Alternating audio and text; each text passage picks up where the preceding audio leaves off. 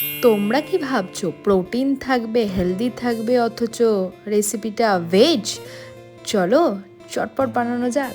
So hello guys, good morning, welcome back to my channel. So today 100 challenge day 2।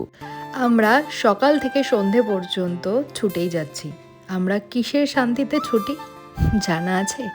না, জানা নেই, কিন্তু তবুও কিছু একটা শান্তির জন্য আমরা ছুটে বেড়াচ্ছি, এই বিশ্বাসে যে আমরা একদিন শান্তি পাবো। হাস্যকর বিষয় এটাই যে শান্তি বলে এই দুনিয়ায় কিছুই নেই।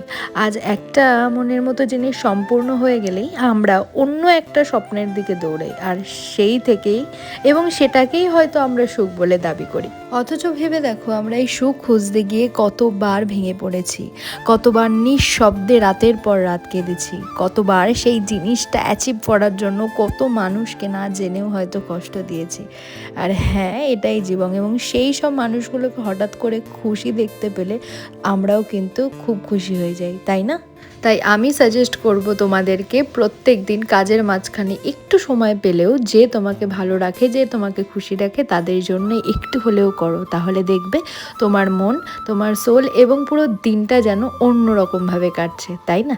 চলো আজকে এই রেসিপিটা তোমাদের সাথে শেয়ার করি। তো প্রথমেই তো তোমাদের দেখিয়েছিলাম যে আমি আজকে প্রোটিন অথচ হেলদি কী করে বানানো যায় সেটা কিন্তু তোমাদের সাথে শেয়ার করবো। আর প্রোটিন অ্যান্ড হেলদির কম্বিনেশনে কিন্তু আমরা খুব একটা বেশি কিছু ইনগ্রিডিয়েন্টস পাই না। তো কী কী ইনগ্রিডিয়েন্টস দিলে অ্যাকচুয়ালি প্রোটিন হেলদি বানানো যায় সেটা আমি তোমাদের সাথে শেয়ার করছি। তো আমি এটা ছিল হচ্ছে পনির একটু ছাতু দিয়ে স্যুপ বানাবো। তো তোমাদের প্রিভিয়াসে দেখলেই আমি একটা জাস্ট স্যুপের রেসিপি দেখছিলাম, তো আমি সেখান থেকে ট্রাই করলাম। স্যুপ তো বানানো যায় ডেফিনেটলি, তো তার মধ্যে একটু পনির দিয়ে দিলে কেমন হয়, প্রোটিনও থাকবে আর ছাতুতেও কিছুটা প্রোটিন থাকে, তো সেটা দিয়ে কিন্তু আজকে রেসিপিটা বানাবো। তো প্রথমেই দেখলে পনিরটাকে কুচি কুচি করে নিয়েছিলাম একটু একটু করে।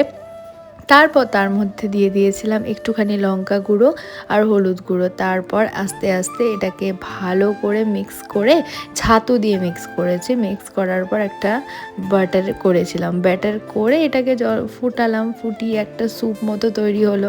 সমস্ত ইনগ্রিডিয়েন্টস দেখেইছো কী কী দিয়েছি, তো ভালো মতো একটা কিন্তু স্যুপ রেডি হয়ে গেছে। আর এটা কিন্তু খেতে দুর্দান্ত ছিল, তোমরা বাড়িতে কিন্তু ট্রাই করতে পারো। আমি তোমাদের সাথে রেসিপিটা শেয়ার করলাম, আমার মা তো খেয়ে তো খুব খুশি হয়েছিল। সত্যি তোমরা একবার ট্রাই করে দেখো, ভালো লাগবে।